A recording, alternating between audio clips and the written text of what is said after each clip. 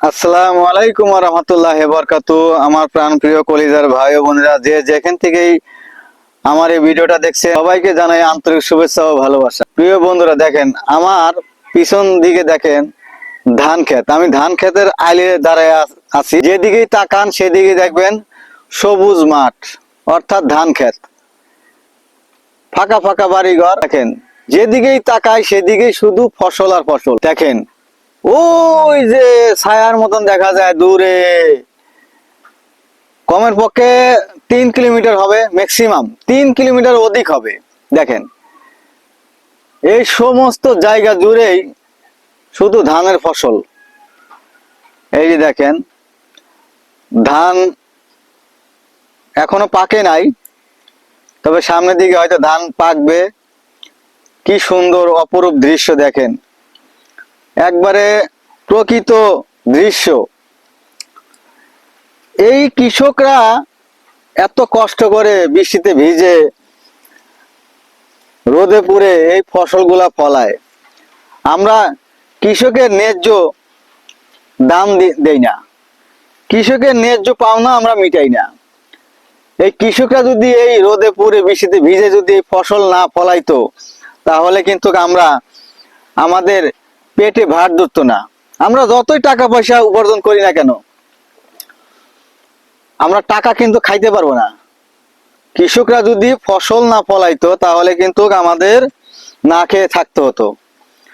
তাই সবসময় আমি সবার কাছে অনুরোধ করব, প্রিয় ভাই ও বোনেরা, এই কৃষকদেরকে কখনো ছোট করে কেউ দেখবেন না, তাকে নিম্ন শ্রেণীর লোক ভাববেন না। যে একজন কৃষক, একজন চাষি, এই কথা বলে কাউকে, একজন কৃষককে ধিক্কার দিবেন না।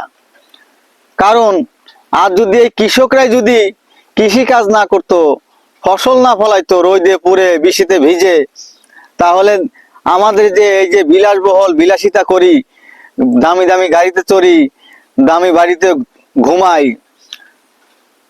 এই শান্তিটা আর আসতো না। কারণ পেটে ভাত না থাকলে কখনো শান্তি ঘুম হয় না। বিলাসবহুল গাড়ি থাকলে, পেটে ভাত না থাকলে বিলাসবহুল গাড়িও অপছন্দ হয়ে ওঠে, ভালো লাগে না চড়তে। কারণ পৃথিবীতে যত শান্তি হোক না কেন, দামি বাড়ি বলেন, দামি গাড়ি বলেন, পেট ভরা আছে তো দুনিয়া সবকিছু শান্তি পাওয়া যায়। আর এই শান্তির কাজটাই কিন্তু যোগান দেয় এই কৃষকরাই।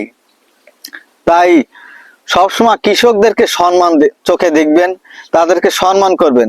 আমার দৃষ্টিতে তো আমি মনে করি কৃষকরাই হলো শ্রেষ্ঠ মানব, যারা নাকি আমাদের মতন মানুষদেরকে খাবার যোগান দেয়। সেলুট কৃষক ভাইয়েরা। আশা করি সবাই কৃষকদেরকে সম্মানের চোখে দেখবেন, তাদেরকে শ্রদ্ধা করবেন, তাদেরকে ভালোবাসবেন, কখনো তাদেরকে ধিক্কার দিবেন না। সবাই ভালো থাকবেন। আল্লাহ হাফেজ।